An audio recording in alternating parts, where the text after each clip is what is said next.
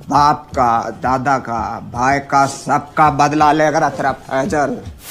Henry, ये जो तुमने क्रियाकलाप करा है इसके बाद 150 करोड़ लोगों का श्राप लगेगा तुमको। शर्म नहीं आती क्या तुमको बिल्कुल भी? अम्मा बहन पे आ जाऊंगा मैं इनकी। इससे बुरा लगता है यार। साले को बम से उड़ा दूंगा एक बार हाथ में आ जाए तो। So well ladies and gentleman, finally हमने न्यूजीलैंड को विश्व कप में हरा ही दिया है। मोदी जी, डांस किधर है आपका?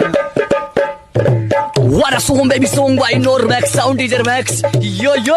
सो लेडीज एंड जेंटलमैन, इस मैच को देखने के बाद मैं बहुत दुविधा में पड़ा हुआ हूँ कि क्या हुई? कि किंग कोहली के शतक ना होने का गम बनाऊं या भारत जीत गया इसकी खुशी बनाऊं। भाई अभी तो भारत जीत गया उसकी खुशी ही बना ले, क्योंकि किंग कोहली के शतक का क्या है, वो तो बस ट्रेन और छोकरी की तरह आता जाता रहेगा। क्या बात है सर, क्या बात है सर, क्या बात है, ये बात है, क्या बात है सर, क्या बात है सर। और आप सभी इंडियन क्रिकेट फैंस तो जानते ही हैं कि हमारे किंग कोहली के कितने पवित्र विचार हैं इन चीजों पे, कि शतक के पीछे मत भागो, रन चेस के पीछे भागो, शतक तो साला झक मार के अपने आप आएगा। क्या बात है सर, क्या बात है सर। तो लेडीज एंड जेंटलमैन, बात कुल मिलाकर के ये है कि ये विश्व कप का ऐसा पहला मुकाबला था अब तक का जहां मेरा दिल, दिमाग, गुर्दा, फेफड़ा 2 मिनट के लिए भी शांत नहीं हो रखा था।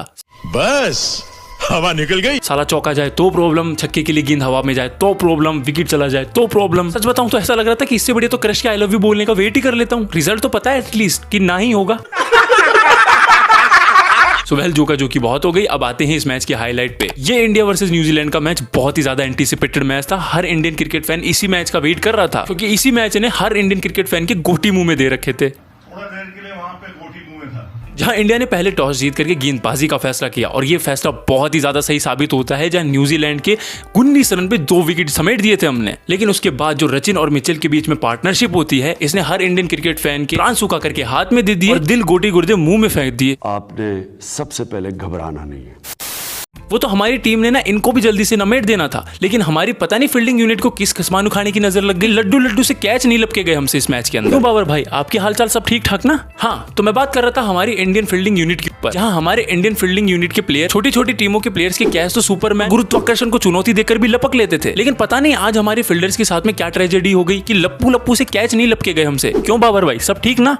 दिल से बुरा लगता है भाई। कुल मिलाकर के सच बात तो यही है कि अगर सचिन और मिचेल को हम इतने मौके नहीं देते तो हम 220 या 230 चेस कर रहे होते, जिसको देख करके हमारे सिर्फ गोटे मुंह में आते। लेकिन साला यहाँ तो 274 बन गए, जिसको देख के सिर्फ गोटे ही नहीं सारे ऑर्गन्स मुंह में आ गए थे हमारे। अरे बस कर भाई। बाकी अगर हम मिचेल के 130 रन और रचिन रविंद्र के 75 रनों को छोड़ दे तो बाकी न्यूजीलैंड के बल्लेबाज तो धर्मशाला की धुंध देखने ही आए थे सिर्फ। पूरा कोहरा ही कोहरा, चारों तरफ कोहरा ही कोहरा है। मुझे क्रेडिट नहीं चाहिए। कुल मिलाकर के न्यूजीलैंड हम पे बहुत ही ज्यादा कॉम्प्रहेंसिवली हावी हो रहा था, लेकिन लास्ट के 10 ओवर में जो हमारी टीम ने गेंदबाजी करी ना, चुम्बेश्वरी, मजा आ गई देख करके। और जहां मोहम्मद शमी को तो आप भूल ही नहीं सकते, बंदे ने 5 विकेट निकाल दिए अपने पहले ही मैच के अंदर। कुल मिलाकर के कहानी यह है कि न्यूजीलैंड 50 ओवर में 10 विकेट खोकर के पहले खेलते हुए 273 रन बना देती है। सच बताऊं तो 274 का टारगेट मेरे को बहुत ही डरावना लग रहा था। जब न्यूजीलैंड के पास ट्रेंट बोल्ट, मैट हेनरी और लोकी फर्ग्यूसन जैसे भूत प्रेत हो तो भैया डर तो लगना वाजिब ही है। मुझे अपने घर जाना है। सच बता रहा हूँ लेडीज एंड जेंटलमैन, दिल पे हाथ रख करके कि मेरी इस रन चेज में सिर्फ यही विश थी भगवान से कि भगवान इस शुरुआत की 10-15 मिनट हमको बचा लियो। बस भगवान, अगर हमने शुरुआत की 10-15 मिनट निकाल लिए ना तो हम वही मैच जीत जाएंगे। आगे कुछ नहीं चाहिए तेरे से। लेकिन हमारी टीम के ओपनर्स ने सिर्फ शुरुआत के 10-15 मिनट ही नहीं, पूरे 10 ओवर सर्वाइव कर लिए। और जिस ट्रेंट बोल्ट का तुमने हवा बना रखा था ना, उस ट्रेंट बोल्ट की बोल्ट डिले कर दिया हमारे ओपनर्स ने। मेरे साथ अन्याय हुआ है, मेरे साथ अन्याय हुआ है।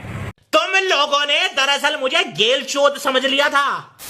बस मैं सिर्फ यही कहना चाहता हूँ कि जैसे हमारे रोहित भैया और शुभमन गिल भैया खेल रहे हैं, बस किसी की नजर ना लगे। क्यों बाबर भाई, सब बढ़िया ना? लेकिन जैसे ही हमारे रोहित भैया का विकेट गिरता है और उसके तुरंत बाद शुभमन गिल भैया का विकेट भी गिर जाता है, तो मेरे को लगने लगा था कि इनका चालू हो गया। अब लो चली मैं अपने देवर की बारात लेकर के, अब ये पवेलियन से ही खेलेंगे मैच को, क्योंकि अब ये न्यूजीलैंड की गेंदबाज अब अपन को औकात दिखाने लग गया बस। और दूसरी ओर हमारे बैटिंग ऑर्डर ने हमको क्या मस्त कंफ्यूज करा यार। मतलब कुल मिलाकर के सबने परफॉर्मेंस दे भी दिया, लेकिन किसी ने परफॉर्म भी नहीं किया। मतलब इंडियन क्रिकेट फैंस को तो बीच मझधार में छोड़कर चले गए ये लोग, जहां से हम ना अब इन लोगों को अप्रिशिएट ही कर सकते हैं, ना ढंग से गाली ही दे सकते हैं। अगर हम करें तो करें क्या, बोले तो बोले क्या। और बीच मैच के अंदर वो कोहरा तो पता ही नहीं कहां से आ गया था, जिसको देख करके प्लेयर्स बोल रहे थे,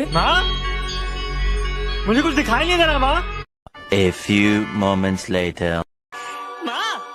मुझे सब दिखाई दे रहा है। एक तरफ कोई बढ़िया पार्टनरशिप बिल्डअप भी नहीं हो रही थी, विकेट भी गिर रहे थे, टेंशन भी आ रखा था, लेकिन दूसरी तरफ हमारे किंग कोहली खड़े थे और बोल रहे थे, अभी हम जिंदा हैं।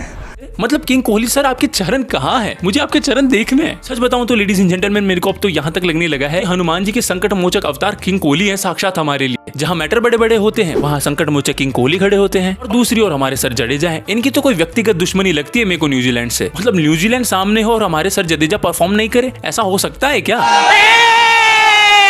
पता नहीं सर जडेजा से कौन सा लोन लेकर के भाग गए थे न्यूजीलैंड।